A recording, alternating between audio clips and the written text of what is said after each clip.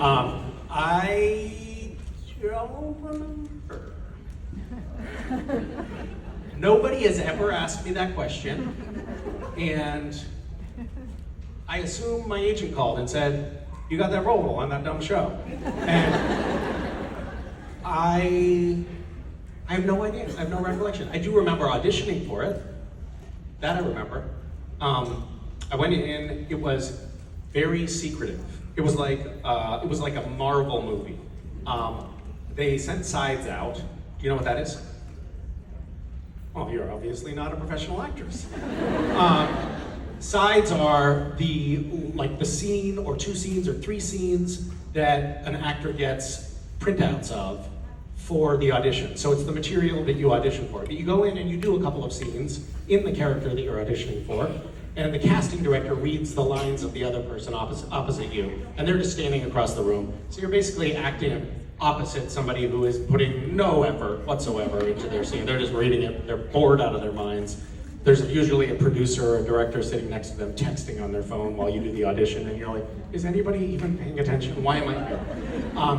But I got the audition sides. I prepared. It said it was for a demon. So I prepared in a very sinister character. I've never seen the show, so I didn't realize that demons are actually just like regular people on Supernatural. So I did this weird, sinister character. And then I went in and I did the audition once. Eric Kripke was there in the room along with Robert Ulrich, who was the casting director. And and we did one take, and Eric kind of looked at Robert like, nah, I don't think so.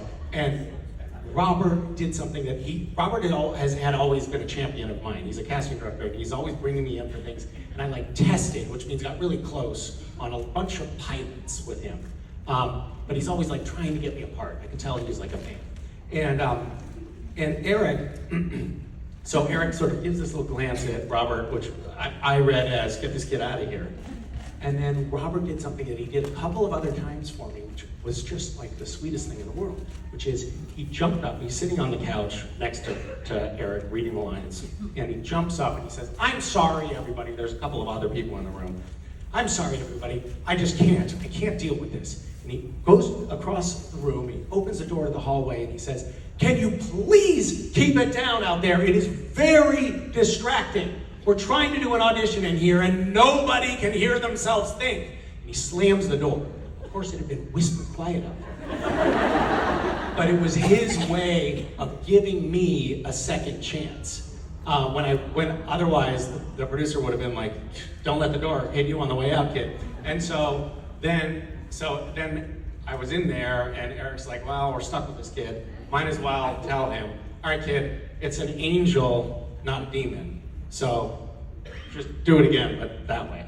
Because they were trying to keep it a secret that they were adding angels to the show. They didn't want it to get out there in the fandom that they were adding angels. So then I was like,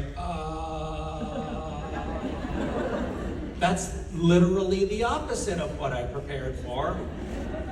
And so I just did this very wooden deer in the headlights performance, and clearly Eric was like, "That's it.